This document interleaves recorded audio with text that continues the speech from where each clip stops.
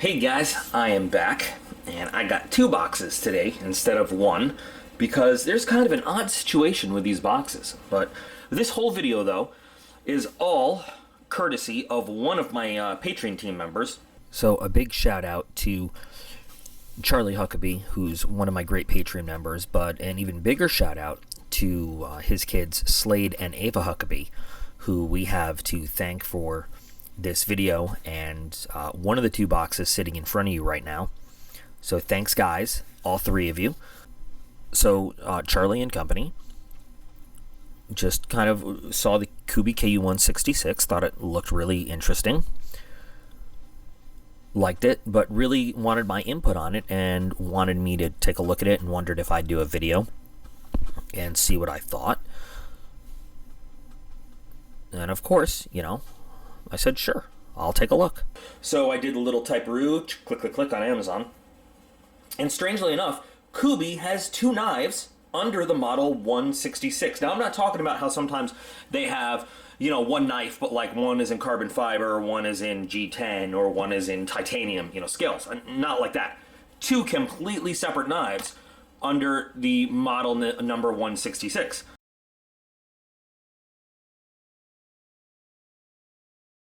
So I asked him, what are you talking about? Like, did you notice this? And he didn't even really know, because when he was looking, he was just sort of scrolling, and, you know, they do those suggestions.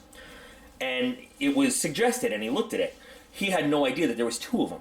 So he said, hey, how about, like, well, number one, he said, I'm talking about this one. And my Patreon dudes are the coolest dudes ever. He said, I'll tell you what, I'm really interested in it. What if, I mean, I'll even buy the knife, and I'll have it sent to you, so you could do the video, and you could check it out. And, you know, you can keep it, do whatever you do with them. And I said, that's really cool of you. I'll tell you what, if you do that, I'll go and I'll buy the other one. And we'll compare the two of them together. And we will do a video with both of these. So, one of these was sent to me by the cool man himself. The other one, I then went online and I bought the other KU166. So we could look at them both together. And you'll see they are dramatically different knives, too. I'm not sure how this happened. But let's look at the labels. And I'm not sure which is which right now, but for some reason, okay, this is the one, I'm pretty sure this is the one I bought. You see it says KU166 small fixed blade knife. This one, for some reason, says KU166 folding pocket knife, and this is not a folding knife at all. They're both small fixed blade knives. So I don't even know why this one says folding pocket knife, but they're both KU166s. So we're going to take a look at both of these. And, you know, at the end of the video, of course, as always, I welcome all of you to throw your comments in. Maybe there's one you like better. Maybe you hate them both. I don't know. We're going to start with the one that was sent to me, though. We're going to start on this side, I guess. There we go. Now, there's our Kubeys card. And, okay, so it was the bigger Kubeys box, but, you know, not a Kubeys pouch. Fooled me, haha. I wonder what we're going to find in that one. So here we have a little leather pouch. Hold on, let me give it the sniff. Real leather. Little leather sheath with a, oh, here, they hid the don't eat me. Look at that. Sneaky, sneaky. Single belt loop. Rather stiff leather, but, you know. And, oh, pop right through the plastic. Poor little guy. And here is one of the KU66s. I have a feeling it was looked at before I opened it. So this is one of the small pocket knives. I think they call this small pocket utility knife or something. Interesting look. Kind of different, right? So here's the one. And the other one, curious, because this also has the KU166 on the end. Also in bubble wrap, but very similar. Kubeys card. No, don't eat me. Oh no. Okay, but Kydex sheath. Okay, and like I said, very different knife. Different sizes too. I mean, they're entirely separate designs. There's no family resemblance, there's no similar lines in them, except that they're rather small. But they are both, I think I've said this probably 10 times now, KU166, if you look it up on Amazon. So, I mean, we'll take a look at each one individually, of course, but we're going to be comparing them both as we go through this. Looking at them side by side, look at that gleaming shininess now. One of them is a very decidedly utilitarian blade, and one of them is a much more aggressive, I almost want to say a self-defense style blade. But you know what, it's got some utility value too, with a very Warncliffe type shape, with that nice straight edge on there. But I mean, if you even look at the form of it, one kind of speaks to me and says, I was designed with an eye on the self-defense kind of market. And I was designed with the craftsman sort of utility workman in mind. That's what I read out of it. Just in design, materials used, stuff like that. Even look at the sheaths. Let's look at the sheaths first. This has that very handmade, you know what, it might have been. I mean, at the very least, somebody using a machine to do the stitching but holding these pieces together. A more simple, kind of rustic, you know, the tradesman, craftsman type look. Whereas this guy has that very, again, I hate to overuse the T word, but that tactical kydex kind of look to the sheath. Very simple styling. I mean, I really love the way it comes together. So, real wood scales on there. Nice polished spine. You know, the tang all the way around. Very nicely polished with simple grind lines left on there. I mean, and it is a beautiful piece on its own. The simplicity of it is really nice looking. The finish of it is really nice looking. Whereas this one, you know, you've got the black wash and then the satin finish where it's been ground. You've got your G10 with the red racing stripes, we'll say. You know, the black finish all along the tang. You got your lanyard on there. I mean, this one has that kind of, again, I don't want to use the T word again, but that more militaristic, more, I don't know, fill in your favorite alternate word for tactical here. You can clearly see that they were designed for different markets. I'm going to bring a little wood cutting board over here because we're going to do some tests with it later. For, we'll call it 166A. Very simple to hold. I mean, it disappears in my hand there, but you really are able to, you know, to control the entire blade.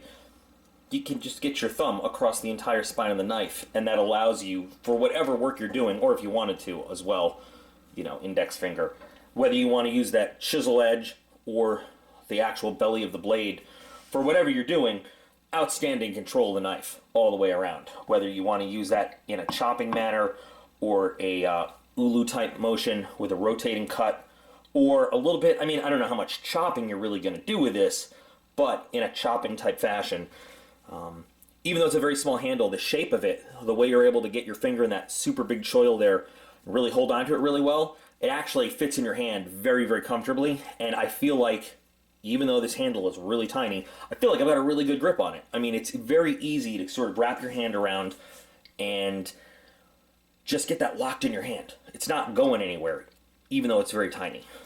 So I feel like if you have those really small but really important utility type tasks, cutting cord, cutting boxes, cutting lightweight material, I mean, hell, with this being a full tang, I mean, if you even need to split some small wood with it and baton it, I mean, I think you probably could do that. We're not going to test that in here right now with this, but we'll do some other, you know, basic tests. I think you could even get away with doing some light carving with this thing. You know, with the chisel tip and just the way it's made. You could probably use it for something like that, especially the way it's so comfortable to hold and move your hands around and position your fingers in different ways to get control of the various parts of the blade for where you need it. Do some real good precision work. This one, on the other hand, it actually, believe it or not, it's less comfortable to hold. This one just goes right into the palm of your hand and feels like it was designed to be there. This is a very, very skinny handle, and the ring there really dictates where your fingers can go. you've got kind of a barrier. So, you know, your one finger goes in there, and then if your hand lines up perfectly along these ridges, that's great. If not, and like I don't want to hold it all the way in my hand like that. I want to hold it a little further back, and my fingers don't want to perfectly fit with that in between them. It is a little bit uncomfortable, just a little bit. Now, it's got some good jimping up there to help you make up for that. For those of you who want to do the self-defense type thing, it's actually much more comfortable in a reverse grip like this. And that might be exactly what it was designed for. But to use it in any kind of utility style, any kind of cutting fashion, again, you are able, with the size of it, to get your thumb all the way down towards the spine. I guess you could rock your finger all the way down the tip. The jimping stops right there. But if you really, if you wanted to, it's not as comfortable, but you could sort of do a 2-finger hold inside that circle, or let your thumb just sort of rest inside the circle and get your finger all the way down towards the tip to get excellent control of the tip. This is a little bit awkward over time. I can already feel a hot spot right there developing, so over time that's not going to be too comfortable. I do feel like I've got a good grip here, but again, over time, if I was doing a lot of repetitive tasks, if I was opening a whole lot of boxes or doing a whole lot of slicing, I don't know how comfortable this would be. I like it a little bit better without using the ring, but I also don't feel like I have as good a grip on the knife, because really, most of my grip is right here and right here, and that's not very solid.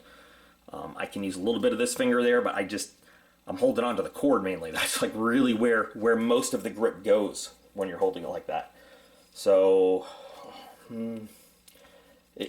so far, I'm liking this one a little bit better. There are some tasks where, if you need to puncture and punch, obviously this is your guy.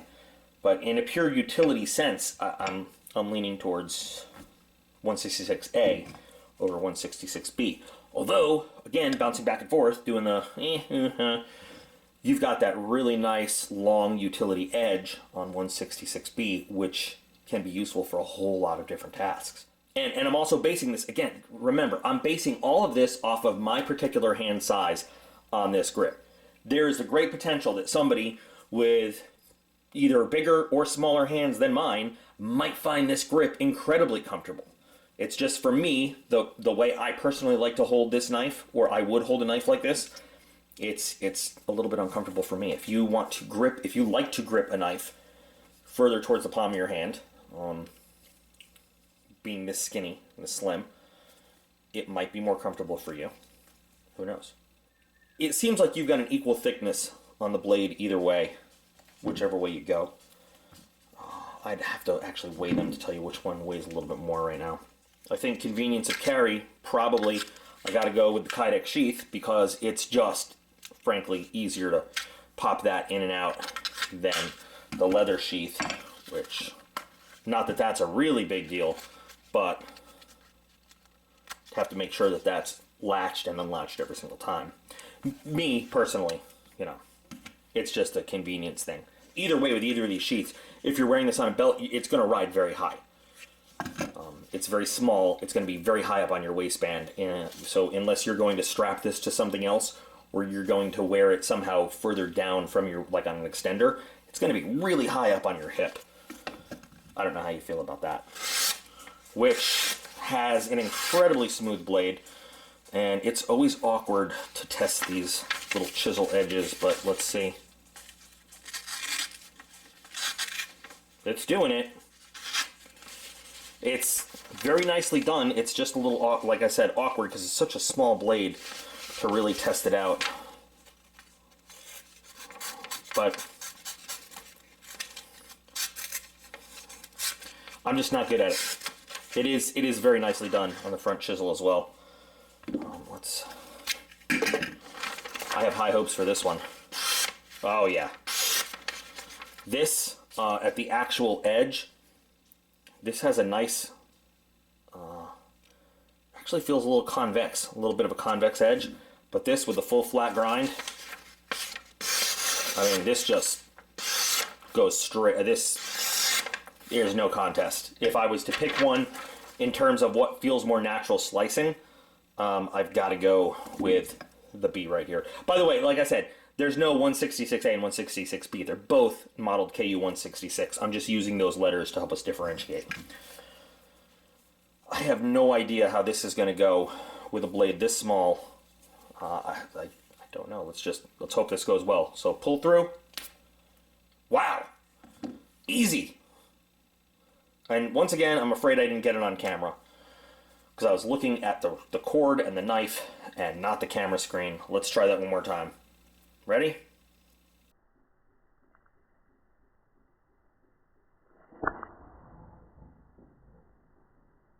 Piece of like nothing at all. Let's try the slice. And the slice is like doing another pull through. It's just easy, easy, easy. Let's do the pull through on this one, which I also, again, high hopes for. I couldn't tell you which one is easier. They're both finished super well. I mean, really, really well. Let's do the slice test on this. And that's just almost like doing another pull through. It barely moves. So for this, remember I talked about that rocking, rotating, ulu-like kind of slice, and the cuts that this thing is generating. Look at how clean that is.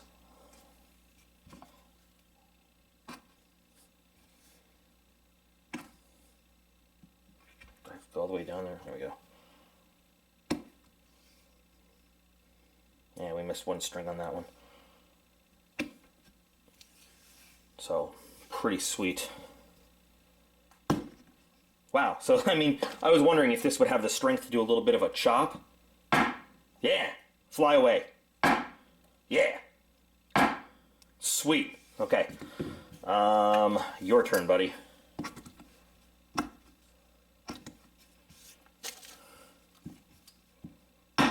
See, this is just by the nature of being a little bit more awkward to chop down on, but both of them, edges are amazing.